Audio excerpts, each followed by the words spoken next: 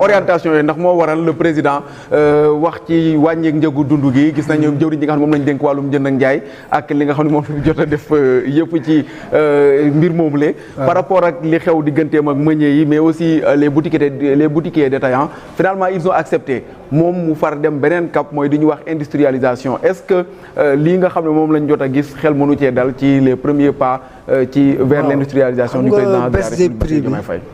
Ça a été une promesse électorale d'abord, ensuite ça a été une demande sociale. ñaari raison yooyu boo ko boolee bés war na mën a am. ñu ngi ci doon liggéey nag depuis le 15 mai. ñoo différents acteurs yi mbir mi concerné yàlla dogal ba finalement ñu wàññi njëg yi.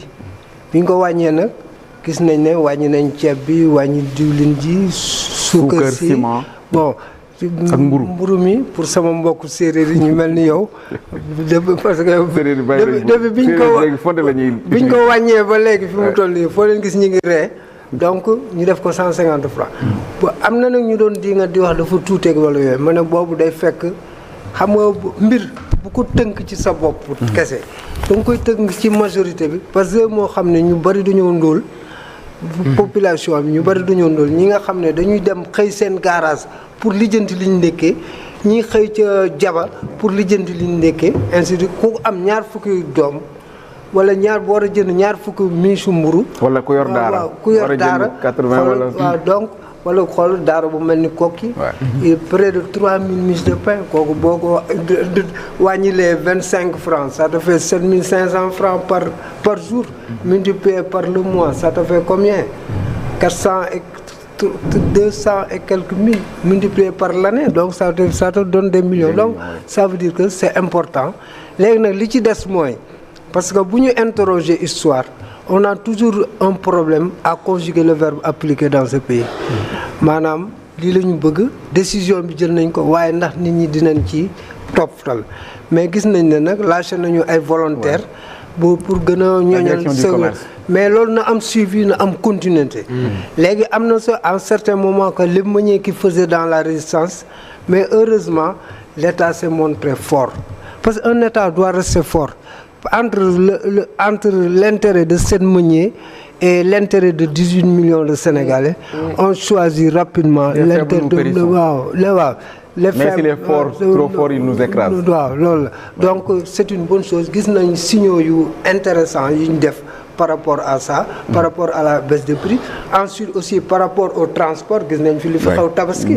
parce que il y avait un désordre indescriptible où chacun faisait ce qu'il veut multiplier prix par 3 donc yooyu c'est des actes salvateurs est-ce que lii du léegi nag il faut mieux l'organiser parce que ñaari secteurs yi dafa bari désordre que ce soit le secteur commercial le commerce et le transport foofu moom il faut ñu continuer waxtaan bi continuer réguler ko pour l'intérêt des Sénégalais. Est-ce que par rapport ak li ñuy wax ni jubal jubanti da nga jàpp que ni c'est un bon pas parce que ñu bari ñi ngi naan déjà dafa amoon ñoo xam ne ñoo ŋànk mbir yi ñenn ñi sax di leen tuddee ay lobby ñoo xam ne ñooy yore affaire yi heure bu ñu bëggee yéegal mu yéeg heure bu ñu bëggee wàcc mu wàcc bi yoon ñu ñëw dóor ci table gi. c'est la bonne méthode selon vous. Non, moi je crois que l'État. même bu ñu d'accordul des fois nga appliqué. non d'accord nañ sax parce que waxtaan nañ depuis le 15 mai. ba ñu tënk xam nga fii dañoo am habitude nag da ngeen di waxtaan ba d'accord ci benn mbir.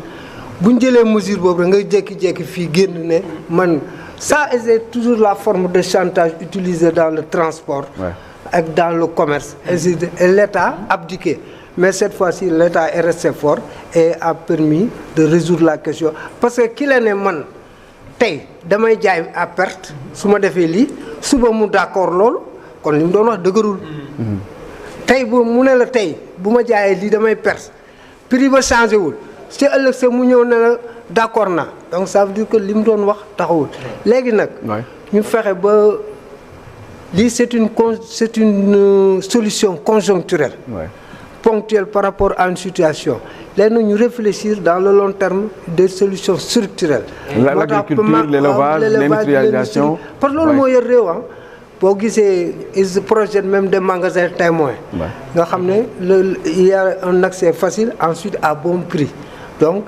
ensuite dugg nañu aussi ci côté industrie parce que man dem naa sax ba benn instant dans l'ancien régime je me demandais à quoi sert un ministre de l'industrie. On n'a jamais entendu d'ailleurs. Mais à quoi ça sert quoi? Parce que finalement non déedéet ça suñu industrie. souvent daanaka ICS lay la doon xoolal Senghor xoolal les fleurons industriels. temps Senghor gars yi di précipité Wade di ñëw di gën a daaneel kii ñëw malheureusement nag li fi nekk entreprise c'est partagé entre la France la Chine la Turquie le Maroc même les BTP ñoom ñoo fa nekk. fi ak l'Inde. suñu agriculture bi lu ci bëri Inde ko ŋànk. yooyu yëpp mais malheureusement aussi dans ce pays. on tue nos champions. bien sûr. waaw au lieu ñu dimbaleen xoolal le cas de. Baratal le cas de Cheikh Amar avec sa société de phosphate. bi nekk fii lijjanti nañu ba jox ko ñeneen. moom mu nekk fii te ak tout l'effort qu'il a fait ba créer société. merci kenn waru ko bàyyi mu péricliter. merci Aliou Sow ci côté boobu finalement li ñu doon wax ci beesu prix yi appliqué nañ ko accepté nañu démb xam bërki dem su ma jumul ministère du commerce direction bu commerce génn nañu xool yenn ci ay gox-goxaan ak njëg gi ndax respecté nañ ko fa les meuniers aussi aligné wu nañu finalement on peut applaudir des deux mains pour un Sénégal vers une industrialisation. oui balaa boobu féliciter effectivement la décision autorité bi nga xam ne moom la gouvernement du Sénégal ak le ministre là Serigne Gueye Diop mais en même temps c'est pas étonnant parce que c'est un monsieur aussi ak Mouhamadou Alamine Lo mooy le secrétaire général du gouvernement. Voilà bon maintenant c'est très bien man je pense que ni mais en même temps Serigne Gueye Diop aussi ça peut se comprendre ci benn côté parce que boo xoolee façon bi muy joobee façon bi mu commencé woon di joobee sax au niveau de Sandiara franchement c'est un monsieur qui mérite justement ça ne m'étonne pas tant que ça si c'est bien organisé et que on lui laisse les moyens mettre ko dans les conditions pour mu liggéey normalement je pense que ni dina à un moment donné teg autorité pour wane ni gars yi ñoom ñooy yor Sénégal te Sénégal suñu réew la te am na ñoo xam ne mënuñu fi nekk di jël yenn décisions yi donc c'est très bien ñu maintenir mbir mi à 150 francs CFA mais il faut que ñu continuer ba fii ak 10 ans 150 francs yi ñu jaayee kilo mburu ñu continuer di ko jaay mais nan la ñuy def mooy il faut pas que mu doon une mesure conjoncturelle comme ça a été le cas structurel boobu ñuy wax noonu il faut que ça se règle à ce niveau là mooy lan mooy fexe ba blé bi dootuñu ko jëndati bitim réew qu'est-ce qu'on peut faire fii ak ñetti at dugal waa ISRA dugal ingénieurs yi dugal boroom xam-xam yi fii ak ñetti at avant mandat bi di jeex nan la ñuy def ba blé kenn dootu ko jëndati bitim réew. parce que mais ay 4-5 personnes. on est en train de l'expérimenter à Matam et à Matam. léegi yooyu yëpp il faut que mu am benn fii nag moo la ñu war a accélérer la cadence. parce que affaire u sénégalais la affaire yu yàkkamti la affaire u Sénégal dañu war a régler seen problème te mënuñu toujours di dundee ci ay affaire ay subventions parce que li yëpp ay subventions moo régler problème alors que mbir yi mënoon na ñëw naturellement et puis sénégalais il faut que ñu dugal benn affaire suñu bopp. mooy il faut ñu mettre ñu ci ay situation yoo xam ne dañuy mën a njëkk day am ñu mën ko jënd parce que on a le pouvoir d'achat pour le faire te pour loolu. il faut que ñuy wax ne loolu ci lañ war a gën a miser. mais loolu mooy dëgg mais en attendant il faut bien xaw a soulager. mais bu weesoo soulager sénégalais yi c'est une très bonne chose li gars yi def aussi ci transport bi. état dafa war di intervenir El Malick Ndiaye li mu def noonu keroog c'est très bien taxaw ne gars yi yéen nii mbir mi doo leen ko yokk. ñun lii la ñun dañuy jël suñu nguur nga day jël comme am nañu autorité am nañu armée am nañu ay oto dañuy jëf liggéey bi yéen ngeen seet noo leen def comme ça kenn du leen bàyyi ngeen def lu leen neex di augmenter prix yi nu leen neexee ay valises yoo xam ne benn valise bu daggitu valise ñu ne la 10 000 francs ngay fay pour yóbbu ko Kolda yooyu daf fi war a jeex et ça c'est très bien man j'applaudis de toutes mes mains maintenant léegi comment on doit faire pour que loolu mu arrêté ni ñu def noonu nañ ko def ci habitat bi nañ ko def ci yokk kër yi location pour que location yi defar ay kër bu ñu leen wax dara bailleurs yi bàyyi leen ñu def leen neex mais yow état jëlal demal leb benn 1000 milliards. nañ Mbourkat noonu lañ ko nar a def. mais pas que Mbourkat mais côté Diamniadio bi àll bi nekk fii ci Sénégal. ay Guédiawaye nii Alou Kañ yooyu nañ fa def ay kër pour gars yi dem dëkk foofu ñu def fa ay parce que fu ay nit nekk rek.